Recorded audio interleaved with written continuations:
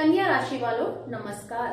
अगर आप हर चीज को डिटेल में देखते हैं, रिस्क लेने से पहले सोचते हैं और छोटी छोटी सी बातों पर भी प्लानिंग करते हैं, तो 2026 आपके लिए अलर्टनेस का साल है। ये साल आपको डराने नहीं आया, बल्कि ये साल आपको टाइम पर संभलना सिखाने आया है। कन्या राशि एक अर्थ साइन है। आपका रूलिंग प्लेनेट है मरकरी बुध, जो लॉजिक, एनालिसिस और डिसीजन मेकिंग का प्लेनेट माना जाता है। 2026 में केतु का प्रभाव आपको अंदर की तरफ ले जाएगा। शनि डिसिप्लिन और पेशेंस टेस्ट करेगा। गुरु आपको सही समय पर प्रोटेक्शन देगा। इस साल लाइफ आपसे पूछेगी, तुम सिर्फ परफेक्ट बनना चाहते हो या प्रैक्टिकल और फ्लेक्सिबल भी हो सकते हो। 2026 का ओवरऑल थीम है discipline plus health awareness plus smart decisions. Overall देखा जाए तो 2026 कन्या राशि के लिए एक टफ बट मीनिंगफुल ईयर है। ये साल उन लोगों के लिए मुश्किल लग सकता है जो साइंस को इग्नोर कर देते हैं, लेकिन जो समय पर संभल जाते हैं उनके लिए ये साल डैमेज कंट्रोल और ग्रोथ दोनों लाता है। आइए गुड फेज जानते हैं। जैन से मार्च और मई के बाद का पीरियड, करियर में स्टडी प्रोग्रेस, एजुकेशन और कॉम्पिटिटिव एग्जाम्स के लिए सपोर्ट, प्रैक्टिकल डिसीजन से स्टेबिलिटी। आइए अब जानते हैं चैलेंजिंग फेज का, मिड ईयर और ईयर के last month. Health related issues आपको आ सकते हैं, सडन एक्सपेंसेस आपके बढ़ सकते हैं, ओवरथिंकिंग या एंजाइटी आपकी बढ़ सकती है। ये फेज वार्निंग के लिए नहीं, पैनिक के लिए नहीं है। क्वार्टर वाइज ब्रेकडाउन जानते हैं। जैन से मार्च फोकस और डिसिप्लिन आपका स्ट्रॉन्ग रहेगा। जो प्लान बनाएंगे वो काम करेगा। अप्रैल से जून हेल्थ और रूटीन पर ध्यान देना बहुत जरूरी है।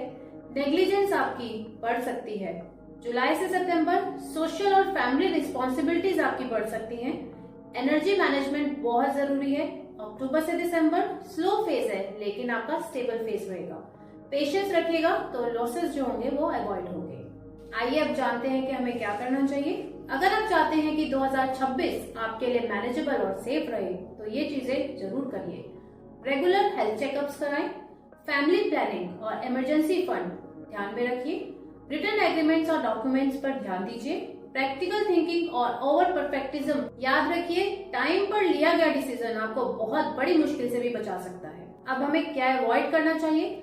इस साल नुकसान तब हो सकता है जब आप अपनी हेल्थ को लाइटली लेंगे, हर चीज को कंट्रोल करना चाहेंगे या फिर ओवर थिंकिंग से डिसीजन आपके डिले होंगे।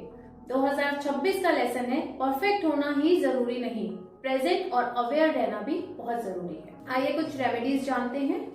डेली विष्णु सहस्त्रनाम का पाठ करें। बुधवार को हरी सब्जी या मूंग दाल का दान करें। फिक्स रूटीन और डिसिप्लिन बहुत जरूरी है। एंजाइटी को कंट्रोल करिए। डीप ब्रीथिंग करिए।